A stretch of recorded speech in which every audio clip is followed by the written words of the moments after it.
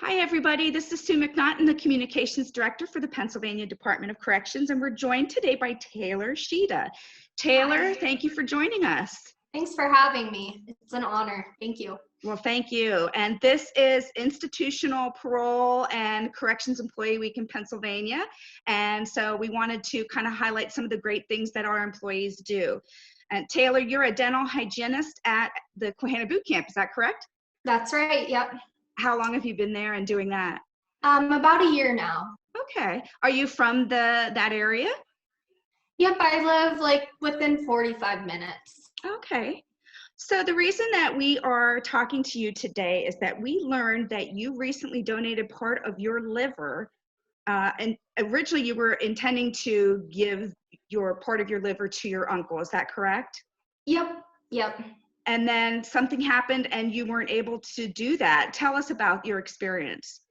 Yeah, so with Pittsburgh, what they have is they allow you to, even if you're not a match for a family member, you can swap with other people. They have a whole team, and what they do is they go over all the possible donors and they pair people with other families, or sometimes people step forward who don't even have anyone to donate to, and they want to donate out of the goodness of their heart, and that causes a chain.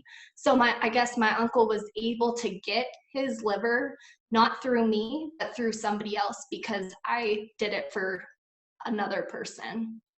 That's very interesting, the chain concept. Yeah. And so you actually had your operation, was it on April 23rd? Yep. Mm-hmm. And tell the viewers what it's like to go through this process and what was your recovery like? Yeah, so my uncle got his on the 21st, and then I got mine on the 23rd. So I was really lucky that I was able to see him through on the other side of it before I went in there.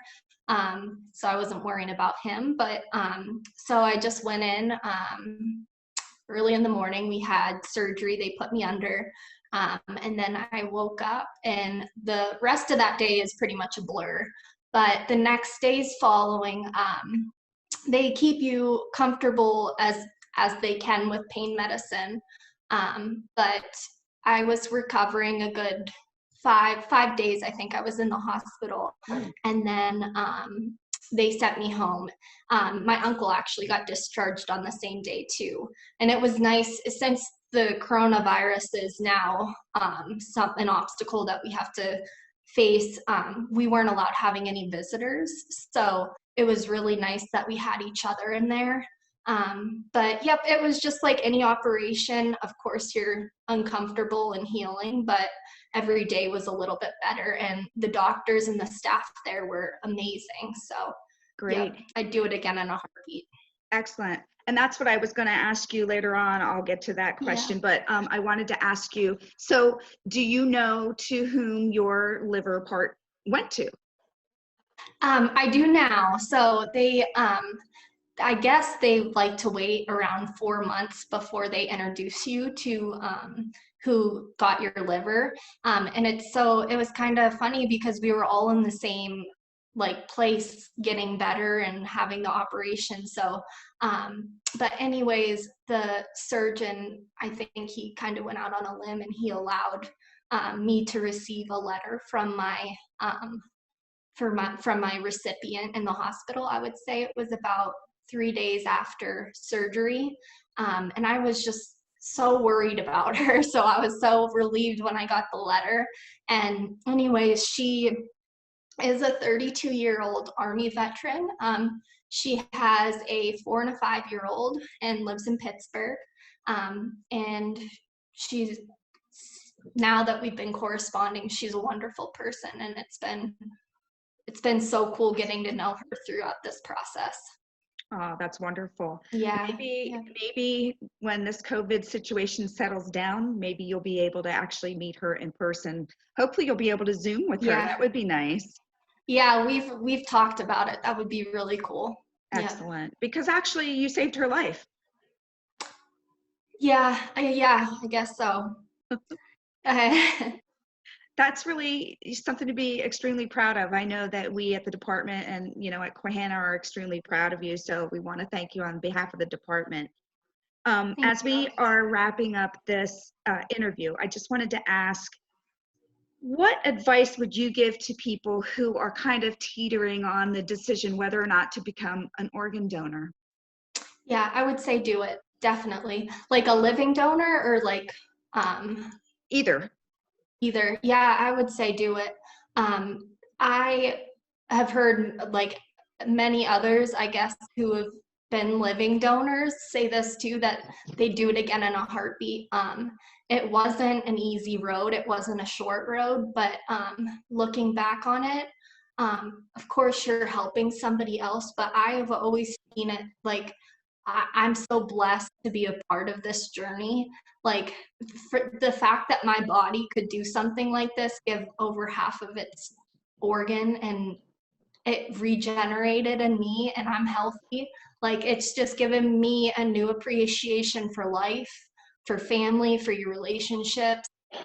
It was a huge growing experience for me. So not only are you helping other people, but it helps you in your life too. It puts life in perspective.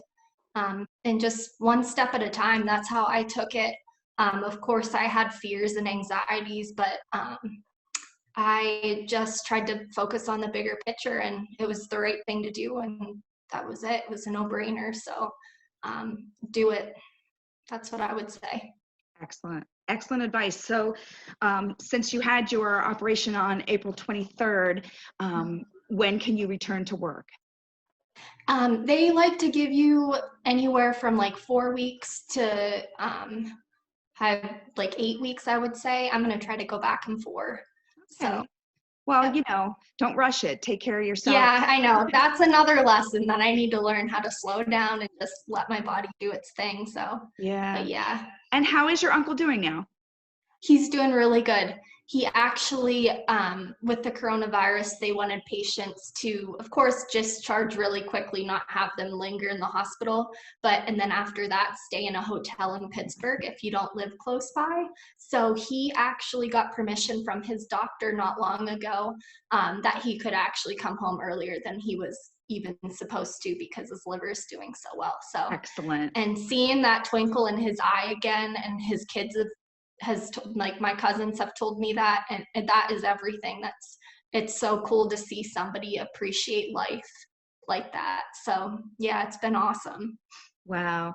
I'm sure your bond with your uncle was probably great to begin with, but it's really even more special now, and especially Yeah, with your cousins. So again, yeah, family's thank you. everything. Yeah, thank you so much. Is there anything else you wanted to say before we end this interview? Yeah, I just want to thank everyone for the outpouring of support and love that they've given me. Like even people who've come out and come forward and shared their own personal stories with donation or liver disease or even kidney disease. It means so much, and I think all we have is each other to lean on. So I think hearing those stories, like that's why I was okay with talking about it, is because if it can help one person or one family, it was all worth it, I think. So thank you. Excellent, Taylor. Thank you so much. Again, we're so proud of you, and we can't wait to tell your story. And here's wishing you a continued speedy recovery. Thank you so much.